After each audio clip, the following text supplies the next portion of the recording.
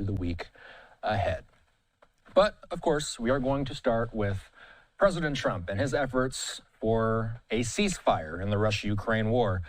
President Trump started the week declaring a diplomatic breakthrough in his bid to bring Russia and Ukraine closer to peace, announcing that he had begun arranging for direct talks between Vladimir Putin and Vladimir Zelensky. But 4 days later, the AP says that Trump's optimism has diminished. Russia made it clear Friday that Putin won't meet with Zelensky until the Ukrainians agree to some of Moscow's longstanding demands to end the conflict. Trump, meanwhile, is showing frustration toward the Kremlin, renewing a threat to impose sanctions on Russia if there is no progress toward peace within 2 weeks. Host of the Strat podcast, Hal Kempfer, is here. Hal, as always, it's good to see you. You and I spent a whole lot of time talking last Friday during the Alaska summit. Does it feel like that summit was inconsequential at this point? You know, Austin, it does really feel like a lot of the, dare I say, goodwill that came from that has dissipated greatly. You know, first off, Russia has not slowed down, I should say, in any way, shape, or form with the attacks that they've had on Ukraine. They've been hitting a variety of different targets. Of course, one of the more famous things is they hit a U.S.-owned manufacturing facility there, which was in the middle of kind of not nowhere, but in the middle of an area where there is no other conclusion that that was aimed at a U.S.-owned facility specifically for that purpose. So that's one thing. The other thing is Lavrov, the foreign minister of Russia, has been basically throwing cold water on any bilateral meeting, and essentially Russia's been throwing cold water on anything involving Putin. You know, at first they said, well, maybe we'll raise up the level of representation at some meetings or whatever, but they have basically, there's been no progress at all on getting Putin to a bilateral or a trilateral or anything like that. And I think President Trump is just becoming rather frustrated. You know, he made this big goodwill gesture, but it's not going anywhere. And of course, he had that big meeting in the White House, you know, with, 8 significant European leaders, President Zelensky, the heads of the European Union, NATO, and then Germany, France, England, Italy, and Finland were all there. Big meeting, big discussion, and nothing's come from it. But he did get a chance to hear from all these European leaders exactly what they thought. And of course, everyone's been saying to him, which is, you're getting played, in so many words, by Putin. And I think it's finally, he's realizing that, yeah, it's looking like I'm getting played by Putin. So we'll see if he shifts back. You know, he went through this phase before from being very positive or cordial or whatever, amenable to what Russia was saying, and then turned around and became very negative very quickly on what Russia was saying. And of course, then became kind of emulated some of the Kremlin talking points coming out of the Alaska meeting. And here we are a week later. It seems like he's shifting back again. Are we back to square one then, Hal, on ceasefire negotiations? Is that too cynical a way to describe it? I'm not seeing any progress. I'm not seeing anything happening. You know, if there's a meeting, I don't think it's going to be between Zelensky and Putin anytime soon. And frankly, at this point, I don't know why it would make sense for Putin to meet with anybody from Russia that's anyone other than Putin, as far as that goes. Zelensky's the head of state, and of course, this goes back to the core problem that Putin has. Putin has consistently described Zelensky as not being a legitimate leader, as Ukraine as not being a legitimate or sovereign nation.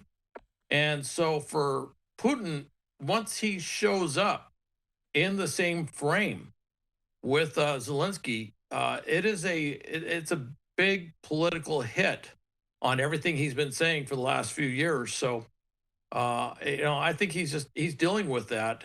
And he's also looking at the internal side. The other part of this that's not being reported that much is there's been a series of, despite all the devastation in Ukraine, there's been a series of very effective deep strikes that Ukraine has had throughout Russia. And for example, they have knocked out all the oil that was going to Hungary and Slovakia. and those were that just happened, and they're going to be out for at least a week. And these are some of the deep strike things that are coming out. So let's talk about what Trump has been saying as of late. Yesterday, he said that he expected to make a decision on his next actions in 2 weeks if direct talks are not scheduled. He then raised the possibility of imposing new sanctions or tariffs on Russia. That's a threat, as we know, Hal. That's a threat that he has previously floated, but not followed through on. So remind us, what would those sanctions look like, and what kind of impact, presumably, would it have on Russia? Well, what he has said is that he would put 100% sanctions, and that would be primarily aimed at China and India. Now, with India, he's already ramped that up to 50% because they buy Russian oil, but he's threatened that with China.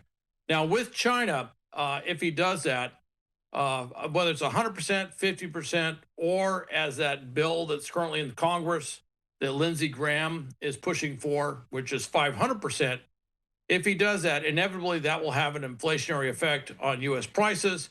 And of course, right now, Wall Street and the White House are rather positive on the fact that Chairman Powell of the Federal Reserve is talking about actually lowering the prime. So I don't think they want to disrupt that. But that would be what that effect would be is if they were to impose those secondary sanctions. He's put that off for 2 weeks. I had to look very closely because he's done this before. He kind of used this language with Iran, where he said whether it's in or within 2 weeks. Now, probably with Russia, he probably means in, but I'm wondering if it could be within. And President Trump has been known to change his mind, shall we say, rather quickly. And if he gets very frustrated, I could see him maybe taking some action. Certainly, Lindsey Graham over in the Senate has been pushing hard, saying, hey, look, it's time. We got to get this passed. You need the authority to impose these sanctions. He can actually impose that type of secondary tariffs without this bill. But if he has congressional, if he has actually law that says he can do it, that gives him a little more power and a lot more latitude in terms of what he does. What needs to happen to get us on a track toward a ceasefire? What's not happening right now that needs to happen in order to get us on that path? Well, what's interesting is we were on the path to a ceasefire. That was our stated intent, Ukraine's stated intent, Europe's stated intent was we need to get a ceasefire in place. When President Trump came out of the Alaska meeting, he switched and said, nope, no ceasefire. We're going to go for a permanent peace deal. And there was a lot of talk about doing some sort of land trade or land swap deal. As part of that, although formally we said it's too early to talk about land swaps, and then you would hear all the talk that had happened that was less than what was stated on top about maybe Russia was saying, hey, we want to take over the entire Donbass. And Russia basically had a series of maximalist goals, and they would continue to talk about, oh, by the way, we need to disarm the Ukrainian military. Zelensky's got to go. So basically, Russia's idea of peace talks was Ukraine surrender, leave yourself wide open for the next time we invade and take over the entire country. That is not something that the Europeans or certainly Ukraine was amenable to. So that doesn't seem to be going anywhere, but they were going back to the ceasefire. And that was what Chancellor Merz, that was what President Macron of France had also talked about in that meeting Monday, bringing up the ceasefire again, saying they don't see any movement towards a meaningful peace agreement without a ceasefire coming in place first. So that's actually, it seems to be getting legs, that the ceasefire thing seems to be coming up. I haven't heard the White House change on that. I haven't heard them switch back to saying ceasefire first, like their policy before the Friday meeting. But I would not rule out that is there's no progress on a bilateral or trilateral, no progress on a permanent peace agreement, permanent peace agreement negotiations kicking off, that the White House may turn around and say, okay, let's just shoot for a ceasefire. Honestly, it's a lot more achievable to get a ceasefire in place. And I think that's one of the reasons they want to do it. Now, I should mention that there are some things in the works in Ukraine on the weapons side, which I'm sure that Putin does not want to give time for Ukraine to develop some of these weapons. You're talking about a They could Flamingo change the whole missile, thing. Hal? Talking about Flamingo missiles by chance? Well, I am talking about Flamingo, and as you know, as someone who was born in Las Vegas, I think the choice of the name Flamingo is great. But this is a significant missile, and they've gone through the testing. They say it works fairly well. It is equivalent, some would say, in some ways, actually superior to our Tomahawk missiles. You may recall in Iran that we hit the one of the sites with B-2 bombs, those GBU-57s, those massive ordnance penetrators, went down, and then the other two, the three sites, the other two we hit with Tomahawk missiles that were launched from submarines. Those are huge missiles. They've got a ton of ordnance that hit massive warhead. That's what these have. These are cruise missiles. They got a 1,000-kilogram warhead. They got a 3,000-kilometer range. Basically, all of European Russia is within range. East of the Ural Mountains are within range. Parts of Asia that are Russian-controlled Asia are within range. Over 90% of the military and defense industrial targets and oil infrastructure targets that Ukraine might want to hit or does want to hit or has been trying to hit are suddenly downrange with this thing. And it is going into production. I think they're saying they're going to shoot for 7 missiles per day is the immediate goal. They say they may produce close to 300 in October. And I've seen that in 6 months, they expect this thing to be in full production. And I don't know what full production means. I would imagine it's a lot more than 300 per month, and it's a lot more than 7 per day. Maybe 7 per day might be the full production goal, but it could be much more than that. And at this point, every defense industrial facility, whether they're producing drones, artillery shells, ballistic missiles, tanks, whatever, is suddenly on the target list.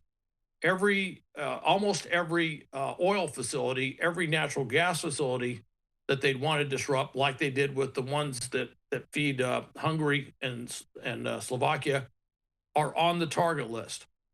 Theoretically, if they could get through the air defense zone in Moscow, these warheads are big enough they could do to the Kremlin what our Tomahawks did to those nuclear sites in Iran. So you get an idea of just how big that is. And there's some other drone things they're doing. By the way, there's the fiber optic drones are kind of dominating the battlefield because they can't be jammed. No, electronic warfare doesn't work. There is a drone that Ukraine has developed that has a 100-kilometer range with fiber optics. Now, that's a lot of fiber optic line carried in a spool on the drone. But whereas that's not a deep strike thing, that completely changes the battle space around the battlefield. You can go well behind lines with a drone that can't be jammed, very difficult to take down, that can hit Russian, deeper Russian targets. Both these things are basically underway. They're being produced, not in the numbers they need right now, but they are being produced in a significant amount. I would mention that in drone production, I think right now, Ukraine produces about 4 million drones a year, or at least we're on target to this year. That's a lot of drones. And and you can imagine that's one of the reasons that Russia would say, we don't want a ceasefire because that gives you time to ramp up your production without us hitting any of your facilities. We, of course, Hal, hope that ceasefire is reached before we see any flamingos being used in this war. We got a couple more Ukraine-Russia headlines, specifically the North Korean angle to this fight. It's something that you and I have discussed a lot over the months. We do have to take a quick commercial break. More with Hal and I in 2 minutes.